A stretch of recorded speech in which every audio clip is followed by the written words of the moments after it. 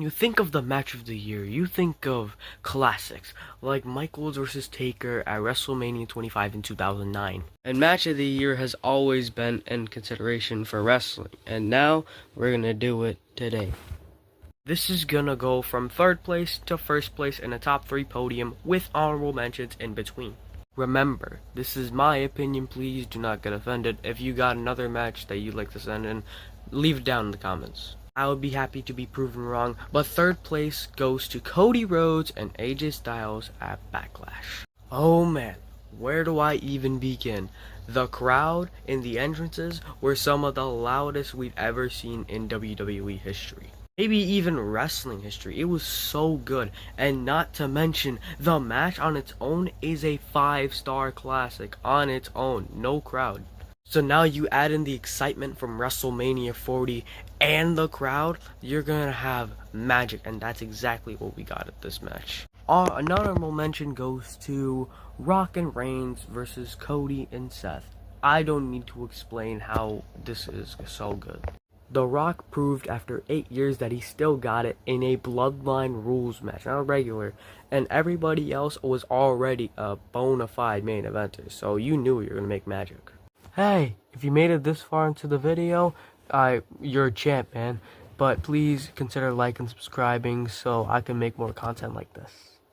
After a long wait of consideration and thinking about who deserves the first place, I have finally come to my conclusion, and second place goes to Drew McIntyre versus CM Punk, Hell in a Cell at Bad Blood. And I'm telling you, it's really close. The 10-month rivalry going into this is one of the coolest things we've ever gotten from a rivalry, because it felt like a blood feud. Everything just felt so intact. And then I thought it couldn't deliver. I was completely wrong. It delivered like crazy. Blood smeared across the entire ring. There was tables went through, toolboxes used, wrenches used, beads that were even used from the bracelet. CM Punk choked Drew McIntyre out. And oh man, these bumps were insanely bad, man.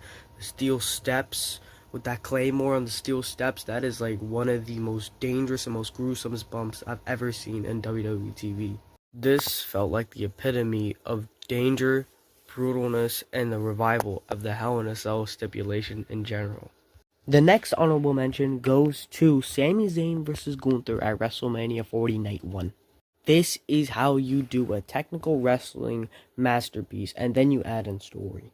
You have one of the best professional wrestlers in the world, and Gunther at the time, and you've got Sami Zayn, who in his own right is one of the best wrestlers in the WWE in the last 5 years. So of course, they made the magic. This match was amazing. Beautifully executed, and then at the very end, Gunther got a bit too overconfident and gave Sammy a big window so he could win the title.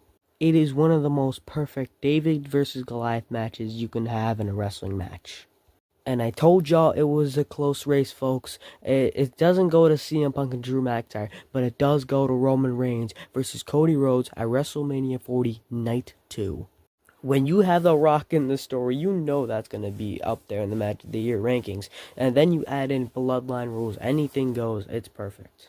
It's going in with the perfect story, just like the CM Punk versus Drew McIntyre, but in a different way. Much different way with much more star power.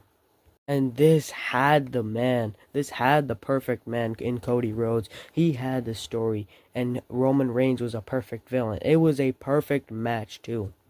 In ring, before anybody came in, it is a perfect match. Better than the WrestleMania 39. But then you add in the Solo Sikoas and the Jimmy Usos and Jey Usos. I thought that was enough. That was it. And then Cena comes out. And then The Rock comes out. I'm like, okay, this is like beautiful. This is like amazing.